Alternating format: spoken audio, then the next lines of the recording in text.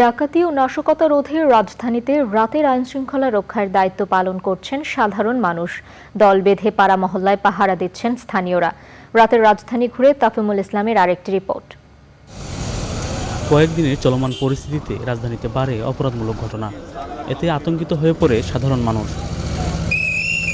গত রোববার থেকে পুলিশ দায়িত্ব পালন শুরু করলেও পর্যাপ্ত সেবা দিতে পারছেন না। রাজধানীর নিরাপত্তায় সেনাবাহিনী, র্যাব, পুলিশের পাশাপাশি সাধারণ মানুষও কাজ করছে। শহরের গুরুত্বপূর্ণ পয়েন্টগুলোতে বসিয়েছে তল্লাশি চৌকি। পুরোপুরি শৃঙ্খলা ফিরে না আসা পর্যন্ত এই নিরাপত্তা কার্যক্রম চলবে বলে জানিয়েছেন স্থানীয়রা। আমরা বিশ্বাস করি যে আমরা জাতি, ধর্ম, বর্ণ, পরিচয় নির্বিশেষে আমরা সবাই প্রতিবেশী। তাই আমরা আমাদের এলাকা নিরাপত্তা সুনিশ্চিত করার জন্য সেই প্রথম দিন থেকেই আজ পর্যন্ত চলছে।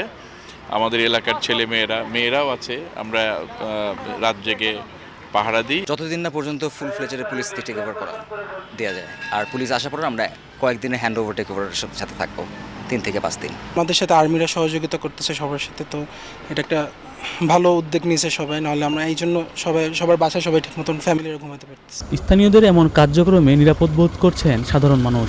বনানীটা একবারে করা নিরাপত্তা আছে, গুলশান বনানীটা। আমি অনেকগুলো রোড ঘুরে এখানে আসলাম। সো নর্মালি স্টুডেন্টরা they did good job. So আশা করি যে আরও ভালো হবে সামনে নেক্সটে। তারা তো ভালো করতেছে, যে এটা ডিসিপ্লিন আকারে যদি এটা করতে পারে আমাদের দেশের জন্য তো বিশাল উপকার এটা। নিরাপত্তার স্বার্থে রাতে অন্য এলাকায় যেতে বারণ করছেন স্থানীয়রা। তাফিমুল ইসলাম, চ্যানেল আই, ঢাকা।